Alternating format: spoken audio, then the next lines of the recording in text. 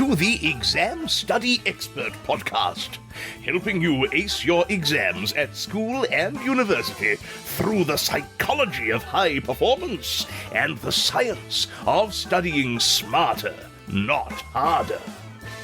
It's my pleasure to introduce your host, the Cambridge-trained memory psychologist and exam success coach, William Wadsworth.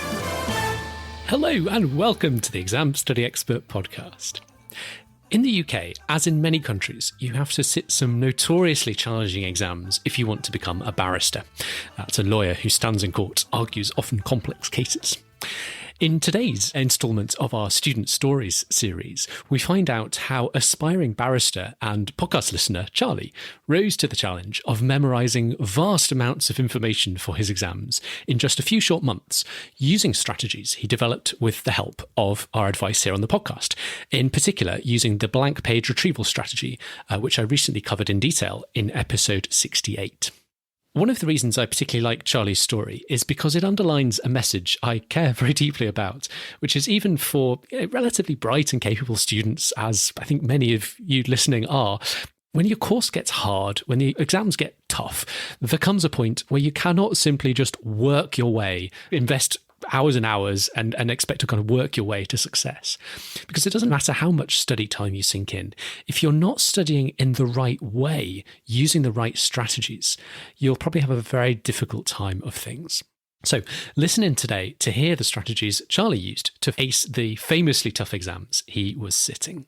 I started by asking him to elaborate on what it was about these exams that made them so especially challenging. Well, unlike any exams that I'd sat before, they were very fact-heavy, content-heavy exams. And so basically, you had to learn a number of rules and a whole load of information contained in three enormous books, one called the Civil Procedure Rules, another referring to criminal procedure, and then finally there was an ethics handbook. And the three hardest exams on the course were content-based exams based on those enormous books. And they were multiple choice exams, so not like the essay. I did history at university, so not like the essay subjects I was used to. So it was a kind of different proposition. So rather than learning facts to deploy as part of an argument in an essay, you're kind of learning facts in themselves, almost like a driving theory test or something like that. So the sheer amount of content was probably the biggest challenge that I faced. Secondly, this was in 2020. And I think the exams were originally going to be in April 2020. And so our revision period was just as coronavirus was kicking off. So there was a great deal of uncertainty at the time as to whether they'd go ahead. And eventually they didn't go ahead, and they were pushed back until August. And they were moved from being paper exams to online exams. So that uncertainty about when they were going to be and what format they were going to be was also quite challenging. And I think those are the two biggest challenges that jump out. I'd love to talk more about exams in a minute because, from what I understand, it was quite a unique challenge that you faced getting through those papers. Let's talk about the run-up to the exams first. So the study process, this kind of mountain of knowledge that you were describing across these massive books. What did you learn in the course of the year about what worked and what doesn't work so well when it comes to just taking on a big, vast volume of knowledge and locking it away in memory? I think it's very easy to fixate on making notes and do that at the cost of memorizing the actual content. When there is so much, you could easily spend all of the revision time making perfect notes and making very detailed notes, and not leave yourself enough time to actually memorize the content. Whereas at university, I think there's enough time to do both, to make detailed notes and to memorize.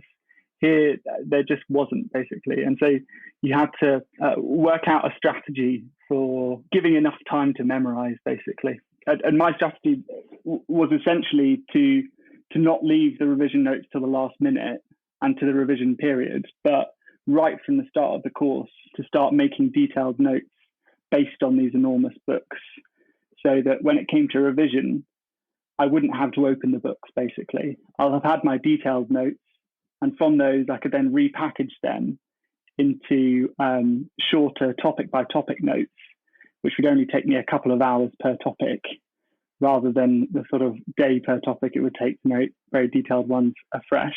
And then I would have something kind of short and malleable that I could then memorize right from the start of the revision period.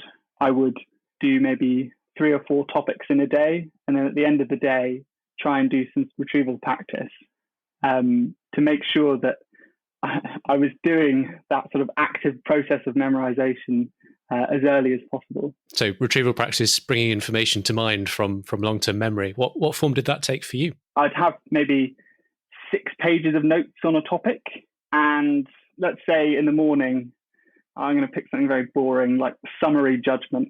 You don't have to know what it is, but know that it's a boring bit of civil procedure. So I'd spent 2 hours in the morning turning my detailed notes that I'd taken earlier on in the year into something much more streamlined and efficient. And then at the end of the day, I would get out a blank piece of paper and get one of those multicolored pens. And I would, in one color, do a mind map on one page, try and keep it all onto one page. I don't know why, that just helps me. And try and recall everything about summary judgment, so the test, relevant case law, everything I could, and try and get that all onto one page. And then once I'd sort of exhausted my brain and written down everything I knew, I would change the color on my pen, then get out my notes and write in a different color all the things that I'd missed. And then I'd do another topic, that same thing. And then after that, go back to the summary judgment thing and new blank sheet of paper, write out everything I know, and try and get less of that second color the second time round. And I think engaging with it in that sense from an early stage, it means that it just seems to sit somewhere in your mind a bit more deeply than it would leaving all the memorization up to the last minute. Definitely. Yeah, the principle of not only retrieval practice, but spaced learning, where you come back to it on different days. And very important within retrieval practice, of course, not just practicing remembering and testing yourself, but also going back and checking and filling in any blanks or correcting anything that you've misremembered. Can you remember where you learned about all this stuff? Well, a lot of it, the retrieval stuff, definitely came from the Exam Study Expert podcast, because it kind of confirmed a few hunches that I'd had before about the process of actually making the notes, which is kind of what had been drilled into me at school and maybe in the early years of university. It's only half the battle, really, if that I learned the most when I was applying that knowledge. So whether that's, writing practice essays or practice essay plans, or writing out from memory everything I knew about a certain topic, which I'd done at university, but hadn't really understand why that I felt that was more powerful until I listened to your podcast and had a little gander at your website. And I guess it allowed me to kind of apply it in a more rigorous way. I'm always really interested in what happens between hearing about a different and potentially better way of doing things versus actually putting that into practice consistently, because that can be quite a big gulf and quite a big gap. And sometimes we can get lost crossing that chasm. Talk us through, did it take a while for you, or was it quite quick? How did that sort of process from idea to implementation work out for you? I think I was quite lucky in that I think I came across your podcast in the gap that I had due to the exams being delayed. And I was quite careful. So the exams were delayed by 4 months, and that 4 months would have been way, way longer than I would have had. So if I'd just revised solidly throughout those 4 months, I would have had much longer than I would had the exams been in April originally. But I was careful not to do that. I decided to give myself exactly the same amount of time as I would have had in March and April, so the original revision period, and just to kind of plonk that before the August exams. So I think I started revising in mid-July maybe. So I had a bit of time beforehand to reflect about how I was going to approach it and to plan properly as to the method. So I think when you're planning revision, I think a lot of the time you can get sucked into trying to kind of prescribe what topics you're going to do each day. But that's probably not the planning you want to be doing. You want to be actually planning the process of how you're going to memorize it. And I often find that when I plan topics, it's a bit of a straitjacket. Sometimes you really don't feel like doing boring topics if you get up on the wrong side of bed or something. So I would say, try and be a bit flexible as the topics, but really think beforehand about how you're going to commit that knowledge to your memory. So it sounds like you weren't kind of up against massive exam pressure just imminently. You had a bit more kind of mental space to like take on board new ideas. Did you pretty much take to it from day one, or was there any sort of resistance? Like, for example, often the first time we use retrieval practice, we think feels like harder work. And it is quite hard work because you're having to really stretch your memory. Did you kind of take to it from day one, or was there any sort of resistance you had to persuade yourself to overcome? How did that work out for you? I think there's always going to be a bit of resistance, especially when you spent much of the day before you do the practice writing detailed revision notes that you've then printed out. So you have this sort of 6-page cheat sheet, which is 30 centimeters away from you as you're doing your practice. And yeah, as you say, it can feel like hard work. And sometimes I'm sure I definitely was annoyed at myself for not knowing something. So I quickly looked to my revision notes and then pretended like I knew it from the start. But I think because it was quite similar to things that I'd been doing before for other exams, that I was kind of quite ready for it, I guess. But also I tried to, and this is a sort of wider point with law and law students, is that it can be very tempting. You see lots of people working very late nights, and it can be very tempting to think that because there's so much content that you've got to work late. And therefore, if you were to do what I did and do some memorization stuff at the end of the day, if you were working late, then your brain just would not be up to it because it's hard mentally. So I was always doing it around 4:30 till 5:30, and then I would stop.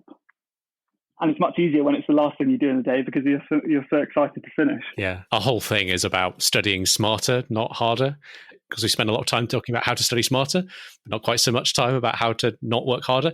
And I actually think they're two sides of the same coin, because while studying smarter is great in and of itself, it also allows you to not work harder. But actually also not working harder is also essential if you want to study smarter, because if you work too hard, you just don't have the energy and focus to work smart. I want to ask you about exams in a second, but just to sort of tie a bow on the study process and your experience of that, is there anything else by way of sort of best practice or do's or don'ts that you kind of can remember from the experience that you would either advise to others or perhaps wish you figured out sooner? I heard quite a good tip on one of your podcasts about designing your notes in such a way that you can do retrieval practice really easily. So whether that's having questions in one column and then the answers in another, I think were I to do it again, I would definitely do that, because I think it suits a very knowledge-based exam like this one. And I definitely had questions within my notes, such as how much time do I have to serve this form? And then I'd have the answer after it. But not having it in a really structured way, I think was a bit of a mistake. In terms of other best practice, I said that I wasn't working late, and that probably sounds really annoying to lots of law students and BPC students, etc.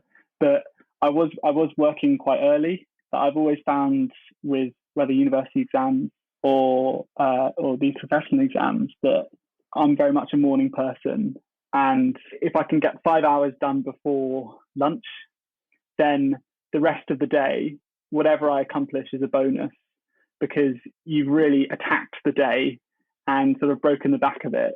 So I think I was getting up at 6:30, starting at 7:30, and then having lunch at 12:30, which is something I did through university exams and found helpful there. So I would say, if you want to add hours, don't add them at night where it's going to eat into your sleep. Add them in the morning. And in terms of other best practice, I had a bit of a buffer zone at the end where I left myself about a week or a week and a half maybe, where I'd done all my notes and I'd at least gone through them once or twice through doing these retrieval practices. And I would have that week and a half just for retrieval practice and past questions. Which, of course, is retrieval practice as well. Exactly.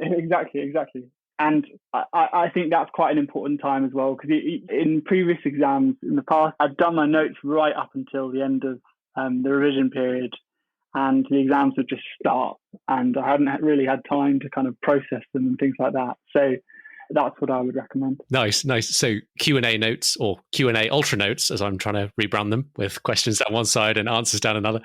That's great. Perhaps, not being tempted to work too late into the night and maybe getting up slightly earlier. I guess not taking that to extremes and getting up too early, because otherwise you end up in the same boat and skimping on sleep.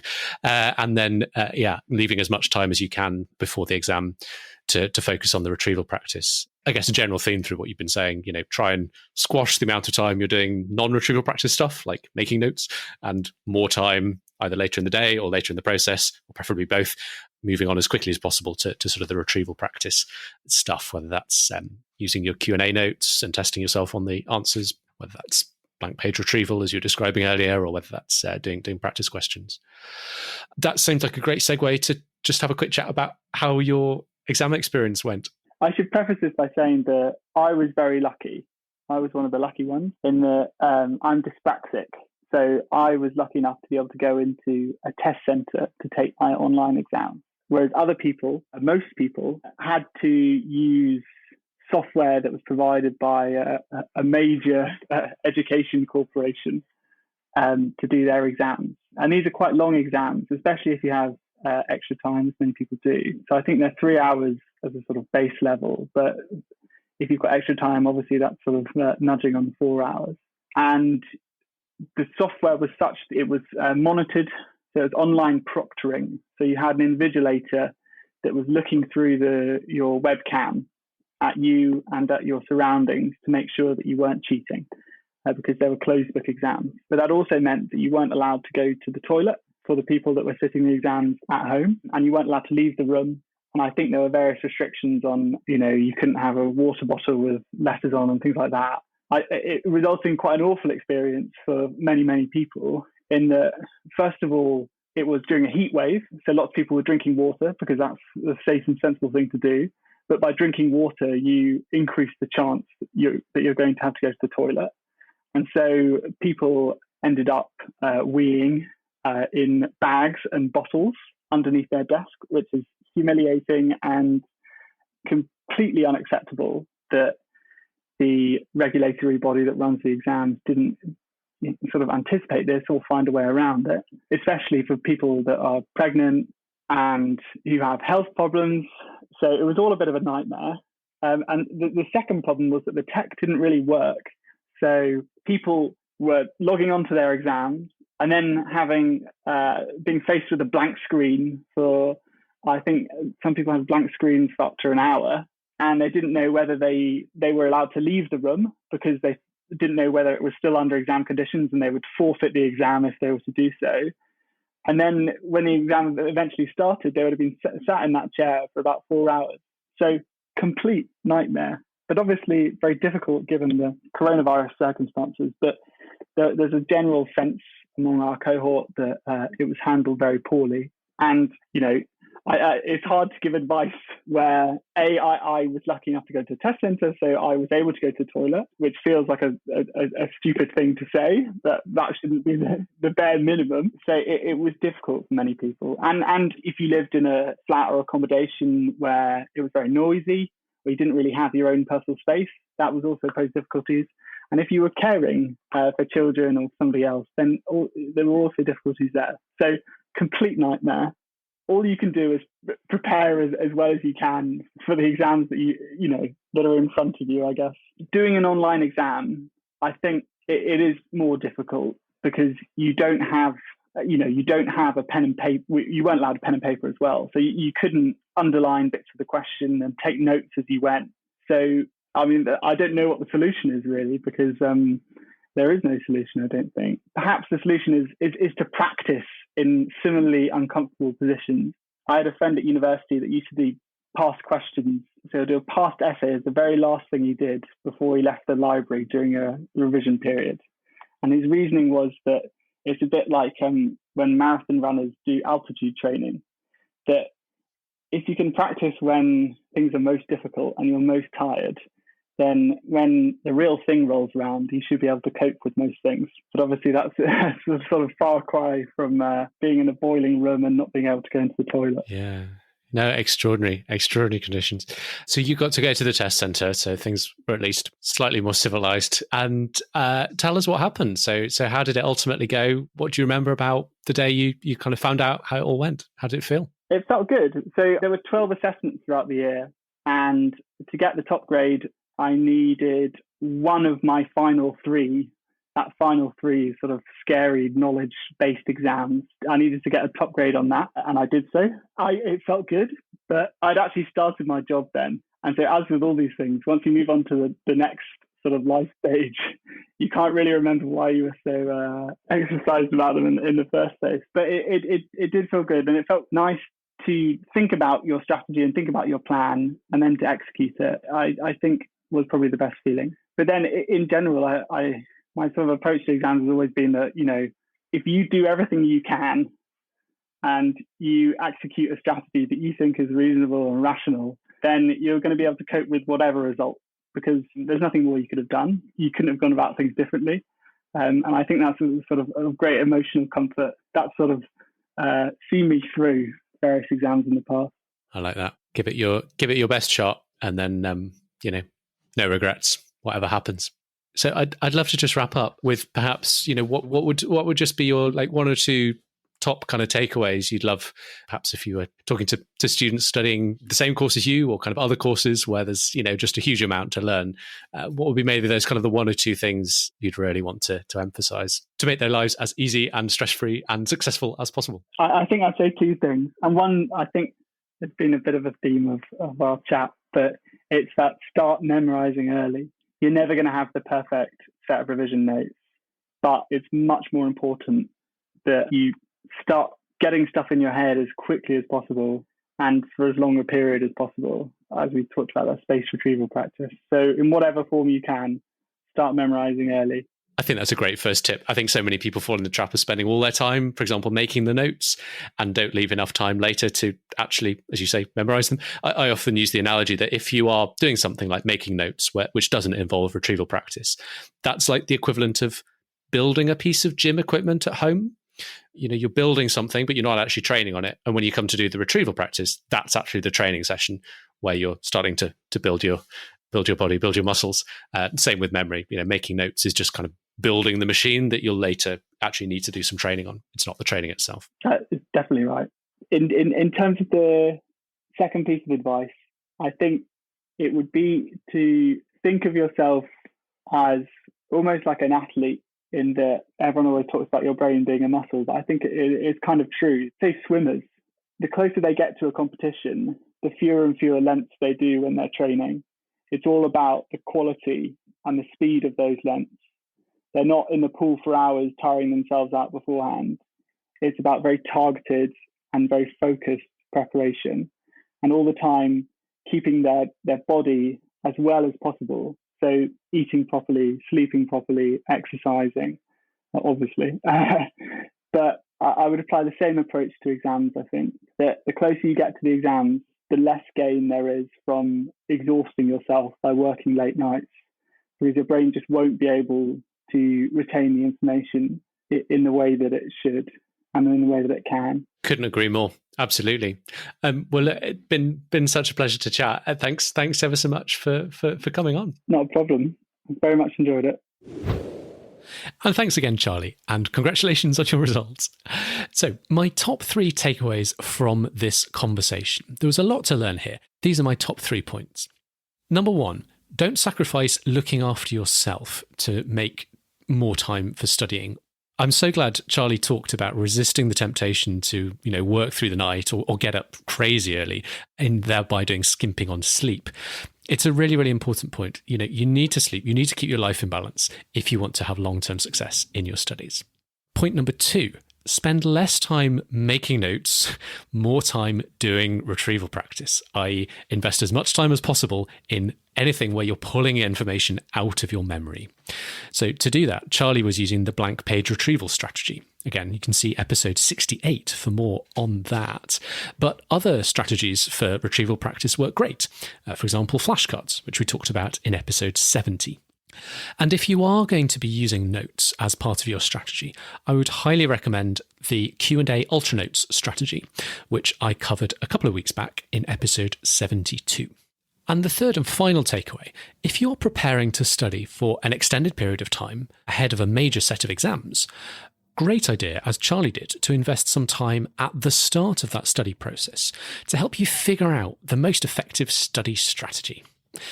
That doesn't necessarily mean planning which topics you'll cover and when. In fact, I really agree with what Charlie was saying in that that's not especially a helpful thing to do for a lot of people. Instead, what I'm talking about here is spending some time deciding how you're going to study, what techniques you're going to use, perhaps even experimenting with a couple of different strategies and seeing what works best for you. Good strategies to think about, as I've said, include blank page retrieval, flashcards, Q&A Ultra Notes, or perhaps some combination thereof. I would also suggest planning out your ideal daily routine in this point. It's not necessarily a template that'll be fixed. You might make modifications to your goals for each day as you go along, and you learn things about what works well and what doesn't work so well when it comes to your pattern of work through the day. But the earlier you start to set down a kind of concrete intention about how you want each day to go, the more likely you are to succeed in getting into good daily work habits as quickly as possible. And remember, if you need any support with any of this, for example, choosing your study strategies, making them work really, really well for you, getting some feedback to make sure you're using them in the right way and not wasting your time, or perhaps creating the right daily routines, the perfect daily routine for you and your circumstances to get all the work you need to do in, as well as balance all the other things going on in your life. Remember, you can use me. I make my living as a study strategy coach and mentor, and I love working one-on-one with students of all ages who are preparing for exams at school, university, and in professional contexts like law, medicine, finance, and more. I know you can find lots of content here on the podcast, but sometimes what you really need is just a bit of personalized advice, a guide to help you cut right through to what's going to make the biggest difference for you, to set you up with the right strategies, perfectly tailored to your challenges, your circumstances, and your unique style. I know from long experience that there is a faster and easier path for everyone up the mountain, and my speciality, it's what I do, is helping you get on that easier path fast so you can get the best possible results in your exams with the fewest worries along the way. To find out more about how you can get me in your corner as your coach to maximize your success and minimize your stress, head to examstudyexpert.com/coaching. That's examstudyexpert.com/coaching. It would be a joy to hear from you and to give you a little helping hand on your way to success. And that's a wrap for today. Thank you so much, as always, for tuning in. And I will look forward to seeing you next week when I'll be covering some neat memory tricks you can use alongside spaced retrieval practice to help you memorize even the toughest, most complex bits of your course. It'll be a great episode. I hope you'll be able to join for that then. In the meantime, study smart, have fun, and wishing you every success. Thanks again for listening. If you've got exams coming up, you can now get all of William's favourite tips and tricks to save you time and get you higher grades, all in one handy cheat sheet. Grab your copy at examstudyexpert.com/free tips. Thanks again for listening, and see you soon.